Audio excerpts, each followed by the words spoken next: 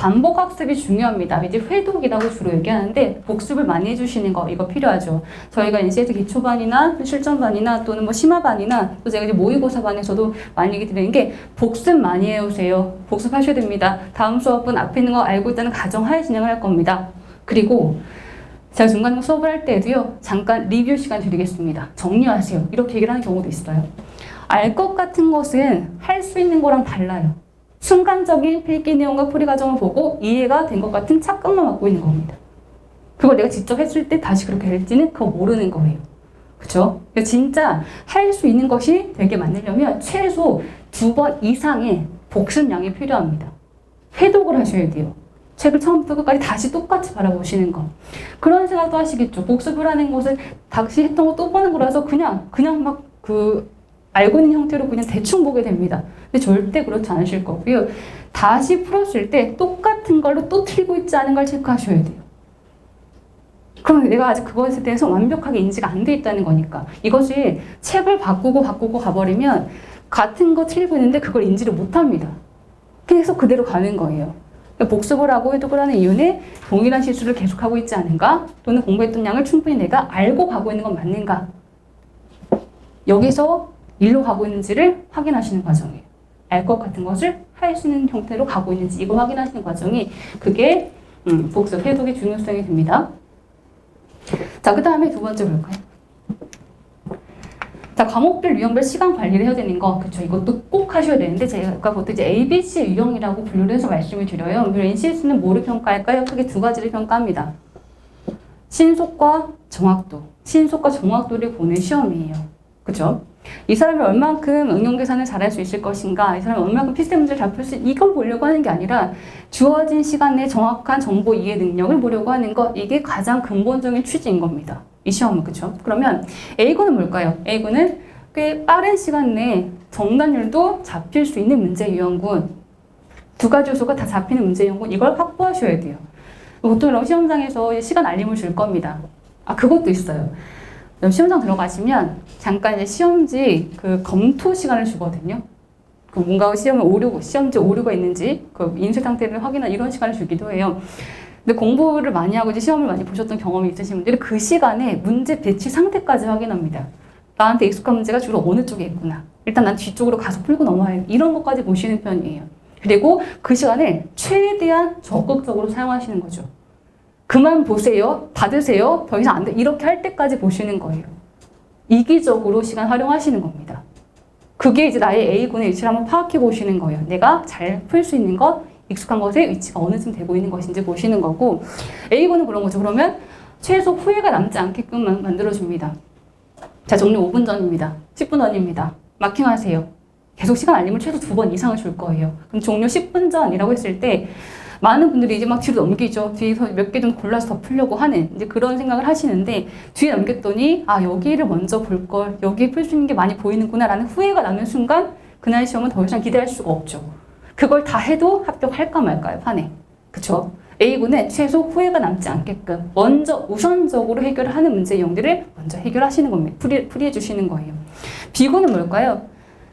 B군은 말 그대로 플랜 B입니다. 신속과 정확 두 가지 요소 중에 한 가지가 부족해요. 뭐가요?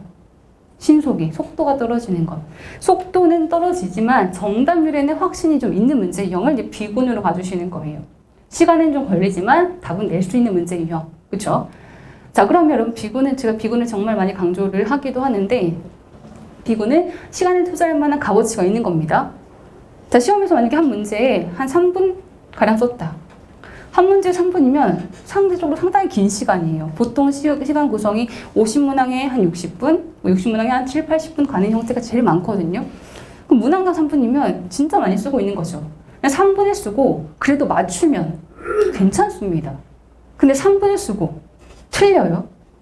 심지어 만약에 오답 감점 있는 시험이라는 가정을 둔다면 어떨까요? 감점 받기 위해서 3분을 막 하고 있는 겁니다. 결과 감점. 안 하는 게 나은 거죠. 그쵸? 감점은 안 받을 거니까. B군은 시간을 썼을 때 결과까지 확신이 좀 될 수 있는, 정답률에는 좀 신경을 써볼 수 있는 문제 유형을 B군으로 봐주시는 거고, A군 풀고 나서 넘어갈 문제 유형인 거죠. 그럼 C군은 뭘까요? C군은 둘 다 안 됩니다. 빨리도 안 되고 정답도 잘 안 나오고 맨날 풀 때마다 자꾸 틀리고 모르겠고 어렵고 하는 문제 유형이 이제 C군이 돼요. 애초부터 손을 안 대는 게 나은 문제예요. 여러분 그런 것도 있죠. 풀었더니 답은 나오더라. 근데 그 답이 나오는 시간이 뭐 4, 5분 때까지 갔으면 그건 C군이에요. 풀 수 있다가 아니라 어떻게 어느 정도 시간에 풀 수 있는지까지 생각해 보셔야 돼요. 그런 것도 있죠. 만약에 시간 관리를 할 때 이 문제를 풀었는데 시간이 꽤 걸렸어요. 근데 그 시간을 잡아먹었던 그 위치가 어딘지도 봐주셔야 돼요. 해석하는 시간이 걸렸던 것인지 계산 시간이 걸렸던 것인지 이게 또 차이가 크게 납니다. 어떤 분들은 해석만 되면 답을 내는 것은 문제가 안 돼요. 어떤 분들은 해석은 됐는데 계산이 너무 오래 걸리고 여기서 실수가 많이 나오기도 하고 이렇게 되기도 하거든요. 그래서 시간이 걸리는 그 위치가 어딘지까지도 세분화된 분석이 나와야 됩니다. 자료에서 문제를 풀 때나 또는 문제별 문제를 풀 때나 마찬가지예요. 시간이 그냥 4분짜리다가 아니라 어디가 더 걸리고 있는지에 대한 분석까지 분명히 나와야 됩니다. 자, C군은 처음부터 손은 안 되는 게 나은 문제예요. 제가 보통 그 하프 모의고사반에서는 분석표를 만들어서 드려요. 그 자료 자체에. 어떻게 드리냐면 뭐 1번, 뭐 2번, 3번, 4번 앞에 번호 적고요. 그 다음에 여기다 중간에 칸 하나 만듭니다.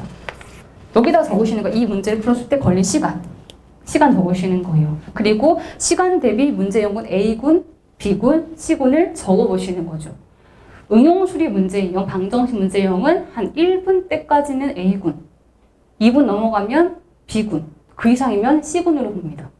자료 해석은 100초에서 2분 이내까지는 A군, 2, 3분 대부터는 B군, 그 이상 C군 이렇게 보게 돼요. 각 문항마다 걸린 시간, 자 제가 뭐라고 했죠? 문항마다라고 했습니다. 각 문항마다의 걸린 시간을 문항씩 기록하셔야 돼요. 통으로 10문제 15분 이게 아니라 1번 문제 풀 때 2분 10초, 2번 문제 풀 때 3분, 3번 문제 1분 20초 이렇게 문항마다 각각 시간에 적어보셔야 돼요. 그래야만 상대평가가 가능해집니다. 상대평가. 그럼 여러분 여기서 이제 중요한 것은 그 다음에 이제 통으로 잡았을 때 뭘 하셔야 돼요? 여기서 분석했었던 C고 문제를 이제 버리고 A, B를 선별적으로 잘 골라서 풀고 있는지까지 가보셔야 돼요. 만약에 내가 10문항을 풀 때 15분 잡고 풀었다. 근데 그 중에서 정답률이 반도 안 된다. 라고 하면 뭐가 문제일까요? A, B, C에 대한 분석이 안 돼 있는 겁니다. 이게 안 돼 있는 거예요. 이 과정을 제가 계속 강조하고 싶은 것이 최근에 또 상담을 계속하고 있다 보니까 시험 경험도 있으신 많은 분들이 저도 안타까워요. 공부를 이렇게 같이 몇 개월 했는데도 불구하고 점수가 안 오르거나 시험에서 이제 그 NCS에 과락이 나오거나 이러면 정말 저도 너무 속상한데 그럼 제가 이제 검토를 합니다. 자 1단계에서는 뭐 기본서 보셨나요? 두 번째에서는 문항마다 시간 체크하셨나요? 제일 많이 안 하시는 게 문항마다 시간 체크해서 ABC를 분류하지 않는 것 그리고 오답의 근거 분석을 하지 않는 것 이 두 가지가 가장 큰 문제점으로 나와요. 이거 별로 중요하지 않을 걸로 생각을 하시기도 하는데 절대로 여기서 그 한 끗 차이가 생길 겁니다. 무엇을 풀 것인가 말 것인가 그리고 내가 주로 어디에서 실수가 나오는지를 알고 거기를 주의하시는지 이게 정말 결과 점수를 완전 다르게 할 거예요. 그 두 가지를 꼭 기억하셔야 돼요. ABC 분리하고 그리고 오답 근거 분석하는 것을 한번 그래서 여기 더 적어놨어요. 오답에 대한 분석을 분명히 해야 되는 쪽에도 적어놨죠. 틀린 이유를 정확하게 알기. 이걸 알게 되면 그 다음 문제 풀 때 어디를 조금 더 신경 써서 봐야 되는지 그게 보이실 거예요. 나는 주로 계산 때문에 자꾸 틀리니까 계산 부분에 시간 조금 더 몇 초 더 쓰시는 겁니다. 문장 읽을 때 자꾸 실수가 나온다라고 하면 문장 읽는 그 과정에 시간을 더 쓰시는 거예요. 그리고 자료 해석이나 문제 해결이나 자원 관리, 기본 독해라고 하는 의사소통이 아닌 나머지 영역은 문장을 읽으실 때 짧게 끊고 읽으셔야 돼요. 짧게 끊고. 예를 들면 북 1번에서 자 위에 있는 표에서 10대 수입 품목은 끊고 표에서 막대 그래프 위치 가장 많은 연도는 끊고 2018년도 그때 수익 금액은 끊고 금액 얼마 이렇게 끊고 읽으셔야 돼요. 그렇게 읽지 않고 이 문장 하나가 통으로 읽어버리면 그래서 뭘 보라고 하는 건지 다시 읽으실 거예요. 왜요? 자료 해석이나 문제 해결이나 자원 관리에 대한 문장은 이건 중심 내용 파악이 아니에요.